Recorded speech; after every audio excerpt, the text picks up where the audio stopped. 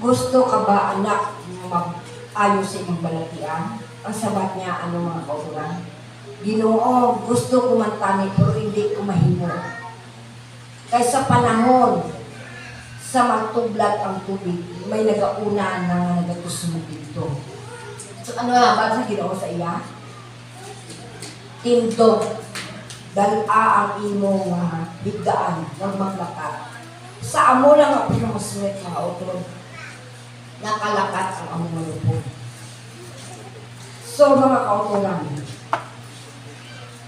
dire sa Juan chapter 8 verses 1 to 11, isa init ka babae nga nadakpan sa pagtanglahi. So, samtang si Jesus nagkawali sa sinagoga, sa simbahan, may nag-abot ng mga parisiyo, kag mga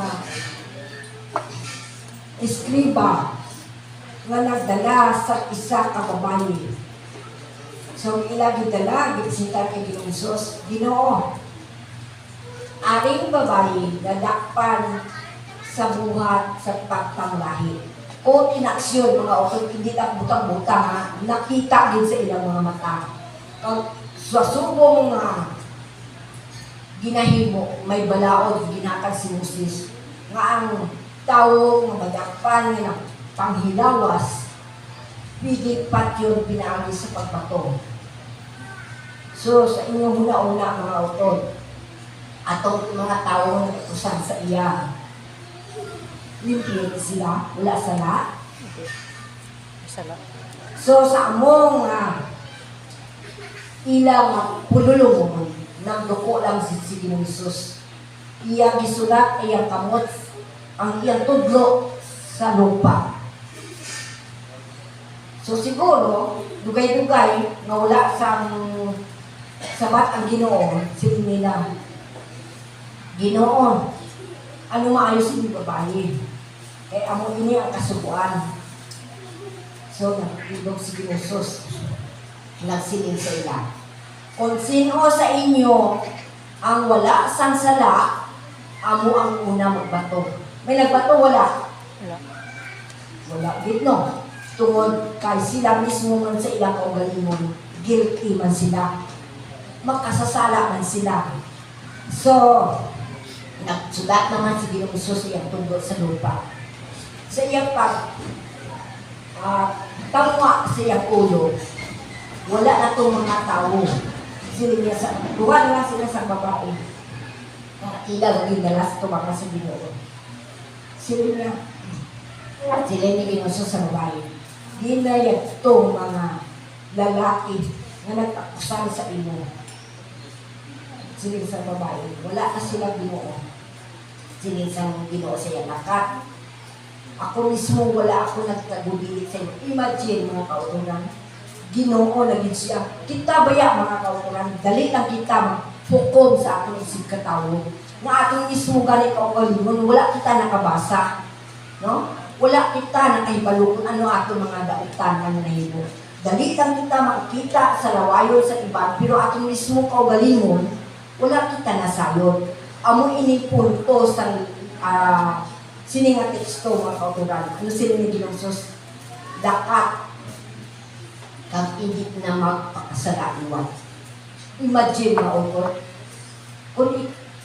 kung kita ay nasa itong sitwasyon, no? Daw ano nga kalipay ating mababatsagan, no? Kaitsunan. Amo ina mga kauturan, waleksyon man sa aton. Kung ano man gani makita natin sa ating isip katawo, hindi makita dali-dali ng busga. O si sao mananay atin akong kaugalingon, kung diin man kita, kung ano man kita, kung ang ayan makita, maghusga sa atong isip katawo. Kay basi kung sobra ang ating nabuhat. No? So, amo hindi ini papaligo, kundi ang leksyon, ang aton na teksto karon na sentro nila, bilang pagpukaw, pagpubatyag sa aton, kung ano kita. So, mga utod, ang una nga identity or rooted in Christ, kaduha, faithful to His word, and last, committed to mission. No? Sumala sa libro sa Daniel kang Revelation, ini siya matuman, fulfill, no? Mga utod, natuman, mga utod. Ang 2,300 years from si mga utod sa Daniel chapter 8 verse 14 natuman, no? Ina ang pagtilo sa templo tungod kay isa ka palanawon nag-abot kay Daniel palanawon hangod sa kabiro kag kanding nga lalaki mga kausog. Kung palanawon kami ang utod, ano nga silingin nyo?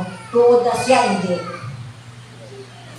Palanawon gani ko balang mga vision, mga utod. Naging pakita kay Daniel, pinaagi sa damgo, no? Pinaagi sa vision, mga utod. Nga mag-abot, inang panahon, nga ining kanding nga lalaki, nag-represent ini siya mga kauturan sa mga hari, sa hari, mga kauturan, no?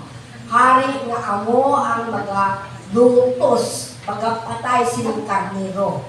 Kung baga silang naton, ang hari, amo ini siya, sa laktod na istorya, ang aton kalaban, dragon, mga kauturan.